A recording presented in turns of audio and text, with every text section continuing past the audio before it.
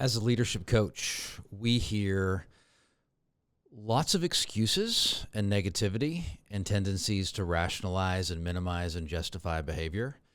And our job is to help, not enable. So what does that mean? That means that we are in positions at Decide Your Legacy of asking questions that trigger people and make them feel uncomfortable. The question can be hard. The question leads to people clarifying things in their life so there's no more ambiguity, which is actually what's creating their anxiety, but it does lead to resistance. I hear from clients a lot, negativity about employees, negativity about family members, negativity about other people's decision-making, and they will say things like, I'm always walking on eggshells, I'm always, I don't know what to do, it's going to go bad, and frustration. When I hear all of that, there's this general theme is, well, what actions can you take that are enabling, and what actions can you take that are actually helping?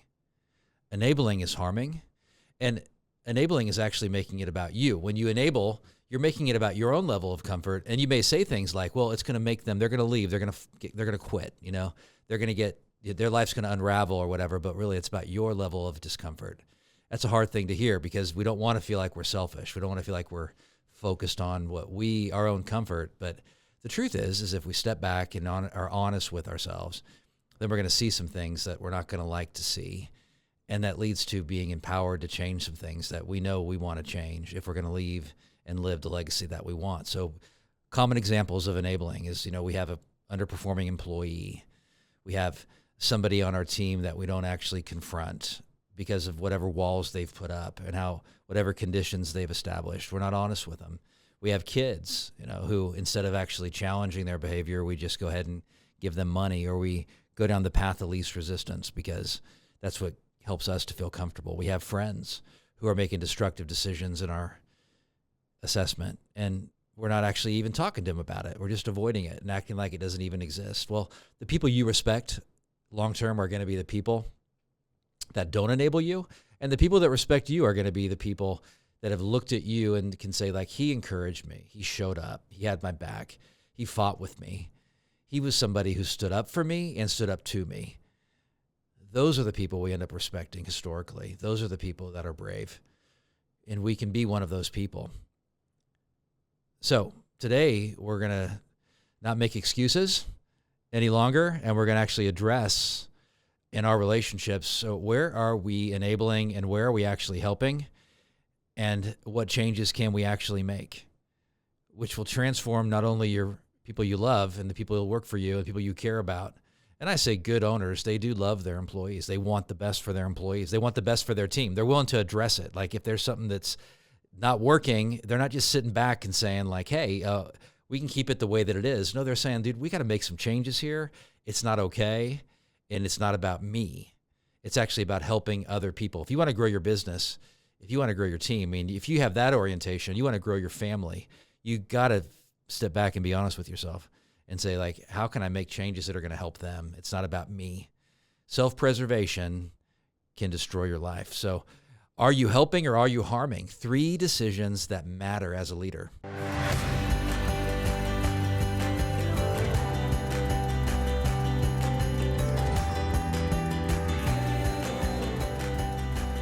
That's what we're talking about today, and you're going to have some practical action steps. You're going to have this content in a simple way where you can share it with your 6-year-old. That's my goal, at least. These concepts and your team and your friends and your family. So welcome to the Decide Your Legacy podcast. I'm your host, Adam Gragg, and I'm a coach. I'm a family therapist. Been a family therapist for 27 years. I founded Decide Your Legacy in 2012, and what we do is we help leaders and their teams face the issues that they're avoiding so they can take positive actions and make progress that sticks, make changes that sticks. No Band-Aids, no quick fixes. And from my point of view, everybody's a leader. So this content relates to everybody. Your 6-year-old at school is a leader. If they're willing to go first, they're a leader. I'm going to share some stories from clients and personal experiences today. Some stuff that's really stuck with me recently because I'm challenging myself to look at my own role as a father and as a friend, as a leader. And am I enabling or am I actually helping? So when you leave this podcast, when you're done with this podcast today, you're going to be empowered to stand up to people because it's going to help them, to stand up to yourself first and foremost, to hold yourself accountable, and to see how much strength that you have to actually make the hard decisions that help. Because if you're a parent, if you're a boss, if you're a friend, you're going to struggle at times with knowing whether you're enabling somebody or you're actually helping them. So the first decision to make is, if you want to stop being an enabler and you want to start being a helper, is to just become aware, to check your motives, to be able to step back from your life and say, am I doing this out of my own self-preservation, or am I doing this because I care about them? People will say all kinds of things. And what you're minimizing and rationalizing and justifying is often an indication of something you're not facing relationally. And you can act like you're nice. You can act like you care. You can act like you have their best interests at heart. But are your decisions reflecting that? Because are you willing to have the conversations to say, this is not the path I would encourage you to take? I mean, I'm not saying you say it that point blankly, but are you asking them the questions to get them thinking about the stuff where they can make some changes? Are your decisions modeling for them courage? Because as a parent, it's crucial that you're modeling courage to your kids, because they're taking those cues from you. Are you playing it safe? Are you looking for comfort? Are you hiding out an addiction? Are you hiding out behind something as your identity rather than being who God has called you to be? Well, those are things where you're checking your own motives. Being self-aware is a courageous act. How do we know if we're enabling, and what's the difference between that and actually helping? Well, if you're making it about yourself and your own comfort, you're enabling. If your head is spinning and you're anxious and you're not doing anything, there's a very good chance you're enabling by passivity. And that's telling you that there's something you want to face and need to face. Are you feeling as if you're walking on eggshells all the time? And I hate to say it to you, though, but if you're walking on eggshells, that is because that is something only you can own. Because you cannot walk on eggshells around people. That's paying attention to how other people feel much more than how you feel. And your own reaction to them is based on how they will respond to you rather than being yourself. So it's a reflection of your lack of self-comfort being yourself around them. If you go into a room and you're really highly attuned to how they're going to respond to you, and that's the eggshells you're walking on, well, that's a reflection of you, and you can change that. You can learn to be more comfortable in your own skin and learn to be more brave and learn to go ahead and say what you're going to say. Because if you're not behaving a certain way because everyone's pushed back on you and said, well, you're this and you're that, and you're orienting your behavior towards them, well, there may be some reality to that your behavior is abrasive, that your behavior is overdoing something, your behavior is even aggressive. And take that wisdom and adjust, but don't change who you are based on them saying things where they were all or nothing and they were going to the extreme in how they were presenting your behavior. Take out what is true and leave the rest. And then you won't walk on eggshells long term, because that's going to wear you out. So if you're justifying what you're doing, it's a very good chance you're enabling. Because why do we have to justify behavior? We have to justify because we have some sense of shame to it. We have to justify and rationalize and minimize because we see that there's something about it that's true that we're not actually facing. You won't believe you can do it. It does take bravery. If you're running in your interactions, then you're probably doing things that are enabling. You're not actually facing things that can have a huge impact on their life. So how do we know if we're actually helping? Well, we're helping when we're making it about their future, their best interests. We're looking at their life and saying, how can I orient my life and my interactions to make their life the best life possible if they decide to take those actions? So when you give somebody money and they're not actually taking any new action, that can be enabling. If you're not having the hard conversations, if you're facing the hard conversations, you're probably doing something that's going to help them. If you're getting to know them and their situation and asking questions, you're helping.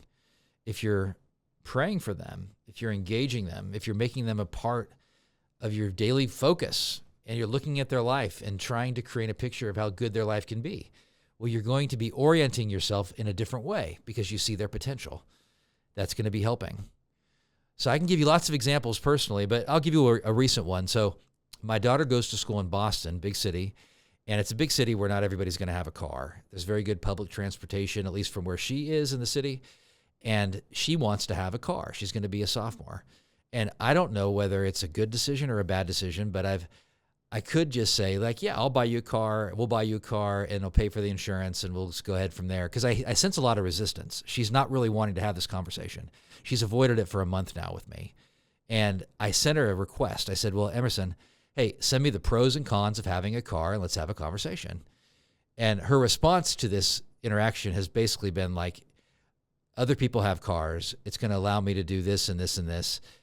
There's good deals on cars in Boston right now that are used. It's not really looking at the issue from all the different angles, but I'm going to not enable her by just giving her money and actually have a conversation and make a decision and actually hold her accountable to being responsible for this. So I am resisted often as a dad because I remember our interactions and I hold her accountable to those interactions. And I have to hope and pray that one day, she's 19 now, just turned 19, that she's going to see that my motive is her long-term best interests. I don't want to make her comfortable in the short term for the sake of my comfort. I want to help have the interactions that are going to, in the long term, help her to be and have the best and the most successful future possible, to put it onto her in these decisions. So how are you doing how are you doing similar things? I'm not enabling her, by the way. I mean, I feel at times, because I get so much resistance, that it's like, gosh, this sucks, man.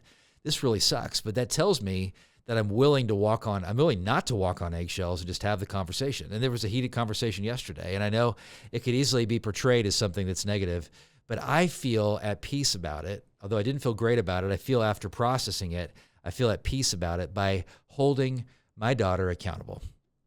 And I love her, and I want time as much, positive future with her. But I know that it's hard now, easy later. That's a great way of looking at enabling versus helping. Easy now, hard later, and I look at clients at times, and I've done this long enough with really successful people to see the consequences of not doing hard now in their life. I've seen the consequences again and again of self-preservation and of self-protection and of going down the easy path. I see the consequences to marriages. I see the consequences to people's health.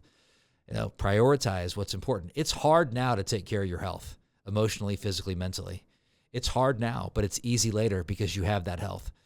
So are we enabling ourselves? That's even another question to ask. Are we enabling ourselves? So you want to work on this. Well, here's what you can do. If you have a tendency to walk on eggshells around somebody, that's going to be an indication of ways that you are potentially enabling them. So put their name on the top or the situation on the top of a piece of paper. Draw a line down the center. On the left-hand side, write harming. On the right-hand side, write helping. And then write down whatever comes to mind. And then talk to a monkey about it. That's going to help you to become a better parent, a better boss, a better leader, a better person in general, right there. So enabling versus harming. So second decision you can make that people do make if they stop harming and they start helping is they risk having boundaries, man. I mean, they just risk living a life that's going to encourage and challenge people and being honest with people and saying like, hey, I see some inconsistency here, or here's the challenge with this. They're risking having the hard conversation for that person's benefit. And they're doing it in a calm way, in a loving way, and they're starting the conversation in a compassionate way, but they're risking having the conversation. Those boundaries that you maintain, first with yourself by showing up for yourself, and then with them calmly, is going to put them in a situation where they have the best chance based on the dynamics you have with them and your role in their life to have the successful future that you want them to have. So you're establishing based on the decisions that you're making and saying, hey, this is the direction I want to head in. How are you going to head in this situation? This is what I want. Or you're even selling them and saying like, I think that's a decision that you can make. I trust that you'll make the best decision there. Here's the decision that I want to make. And you're leaving it with them. You're not giving a raise just because you're afraid to lose an employee. You're giving them a raise because their merit is worthy of that raise. You're not giving somebody money so they can go ahead and buy alcohol. You're giving them money based on the behaviors that they're making and they're incorporating into their life. I mean, there's decisions you will make every single day that are enabling or harming. It's like a non-ending, never-ending growth opportunity for you. So what can you do? Well, I mean, if you're going to look and follow step one, like the decision you're making is saying that, hey, I'm checking my motives in these relationships as a boss, as a contractor. I mean, as somebody that you're holding accountable in your life. I'm checking my motives. Is my motive truly just to stay safe? And you're being honest with yourself. And then you're risking having some boundaries with those who you are enabling. First of all, trying to get some clarity, because again, if you're afraid, there's a very good chance you haven't done enough planning. So go ahead and do what I've asked you to do and say, get that piece of paper out, Just determine whether you're enabling or actually harming, and then do something that's actually helping. And that's going to be having some boundaries. So have some boundaries, and you incorporate some boundaries in your life with these people because you want to help them. And you're having that hard conversation. You're sending that hard email. You're addressing some concern that you have that they haven't followed through, and you're asking them about it. You're not criticizing them. You're just holding them accountable. You're saying, like, how has it gone in that area? That's one of the greatest things that employers, that really great leaders do, is they have ways, and oftentimes they're leading indicators that they're holding their team accountable to. And their team over time, if you're always reminding your team of, what are these metrics you're measuring? Well, there's some accountability that's lacking there as well. And you have to be able to say, like, I want you on your own initiative to monitor these metrics and follow through for the team and for yourself. I don't want to have to ask this question. I want you to know every week that these are what you're measuring. This is how we're moving the needle. And you're having that conversation in a kind way. So the action you can take to work on this, risk setting boundaries, is follow through for yourself, first of all. Because are you having boundaries with yourself? Are you showing up? Are you doing what you said you're going to do? I mean, if you're committed to working out or going to bed at a certain time, are you following through on that? I mean, that's going to come out in your leadership because you're not following through with yourself. Not perfectly, but at a very high level, because you don't want to let yourself down. And are you holding them accountable to certain metrics, to certain performance things, to getting you the information they said they're going to get to you, to following through on that deadline and asking them, what happened? Not in a critical way, but in an inspiring way, knowing that long-term, you're going to be helping them. So if you found this helpful, check out Shatterproof Yourself LITE. These are 7 small steps you can take to hold yourself accountable that are going to give you more confidence long-term. You're not going to want to miss that. It's something you can go through on your own, content that'll change your life. So the third decision, and I find that this is the one that kind of motivates and draws you into all the other ones. It's to let go of the outcome. So knowing that you're going to have these difficult accountability conversations, they may derail, but that's not because you did anything wrong. It's because they are not making decisions to hold themselves accountable. It's because you're actually helping them that they're going to derail. And so they could get depressed. They could quit their job. They could go ahead and run from the situation, because runners do that. They listen to that. They listen to that negative voice that justifies and rationalizes and minimizes their behavior, and they go ahead and listen to it, and they do that next thing. And there's consequences to that. So there are consequences to you being brave. There are consequences. Long-term, they're positive consequences. Short-term, they may be very negative consequences. So you may lose an employee. You may lose a short-term connection that's actually superficial with a friend because they're pissed off at you now because you held them accountable. You could lose that with somebody that's doing work for you. You could lose that with your parents. Short-term, there have been a number of different times where my mom would not talk to me for a period of time in my life. And there's been a number of different situations where she's hung up on me in interactions and ran from those situations. And I used to go to myself and say, well, what did I do wrong? And over time, I've realized, well, that's on her. Even if I was being mean and nasty, which in most of those situations, I don't believe I was. In some of them, I probably was. But that's not behavior that I have to own because she did that. And I've had many talks with her. But I share that just so you can know that you're going to deal with negative consequences if you're somebody who's wanting to help people and not enable people any longer. And then they have to own the fact that they reacted in a way that was not helpful. And we're all human and we can all do that, because I've reacted in ways that have not been helpful as well. So when you let go of the outcome, you're having faith that doing the next right thing is going to lead long-term to the best outcome. Short-term, you're letting go of the results that you get. Short-term, you're letting go of being comfortable, because it's going to be uncomfortable.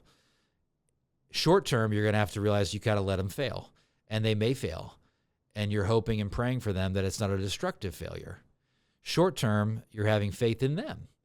By not enabling them, you're showing them that you believe that they can show up for themselves, that they can make decisions for themselves, that they can have this bigger, better, brighter future. You're believing and seeing based on hope that things can be so much better for them. You're having faith that they have the courage inside of them, that they have the strength inside of them, that they can make that next step. When I went through my divorce, I was very depressed. I was very discouraged. And I remember my mom at times saying to me things like, only you can fix this. Only you can make this better. I believe in you. I know you can do this. And only you can actually make the decisions that are going to lead to that. But I know you can do it. I've seen you do it. I've seen you do it, Adam.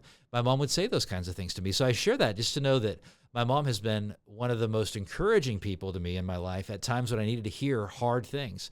She once told me I needed to grow a pair, which is really funny, from your mom, who's a female, obviously, and I need to grow a pair, referencing to I need to grow a pair of you know what. So, and I needed to hear that at the time. It was shocking. But my dad's been encouraging too. I mean, I have people around me who have been people that I have to not enable and who I can at times enable, and people who can enable me and who at times don't enable me. It's where are we leaning? In which direction are we leaning? So people can do so well when they're believed in. And when they're put in positions by a coach and a mentor and a parent where we believe in them more than they believe in themselves. So I was recently reading about how these really, really experienced military special ops pilots will be in situations with other special ops pilots, and they will let them make all these mistakes again and again. Let me correct myself. These are pilots. I'm not sure if they're special ops pilots, but really experienced pilots with new combat pilots. And they would make them let all these different mistakes, and then they would correct their mistakes, maybe even getting out of a very dangerous situation because they had made these mistakes in turbulence, flying as a pilot. And then instead of criticizing them, they would get back in the plane very soon and let them fly again because they're trusting that they're going to learn over time. They're letting them fail. That's what a great coach does. That's what a great parent does. That's what a great friend does. So in review, you want to be aware. You want to risk having boundaries, and you want to have faith in people letting go of the outcome. So my grandfather, I have a watch that he gave. Now, he never gave it to me, actually, but he died when I was 15, had a huge impact on my life. But I have a watch that he received when he retired from the Southern Pacific Railroad. It has a little train that goes around the train tracks. It doesn't work. I want to get it fixed so it does work, but it's a treasure of mine. It's a gold watch. And he's been somebody that's inspired me because I don't believe he enabled me. I believe he was one of the people in my life that would shoot straight with me, and I would hear hard things from him. Because I even remember back where he would challenge me to do things and to think about things in a different way. And I had such a short period of time with him, and such a short period of time to have such a huge impact is pretty amazing to me.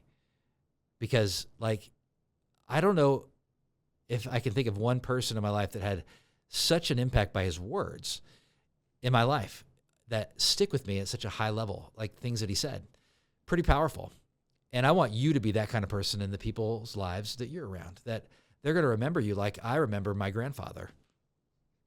So what insight have you gained today on enabling versus helping?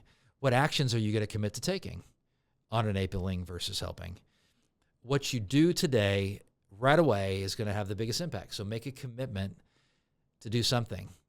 Decide, act, and then repeat. So 80% of transformational change is you taking action. Only 20% is insight or less. You've gained some insight today. The actions you take are going to determine the impact that listening to this content is going to have on your life.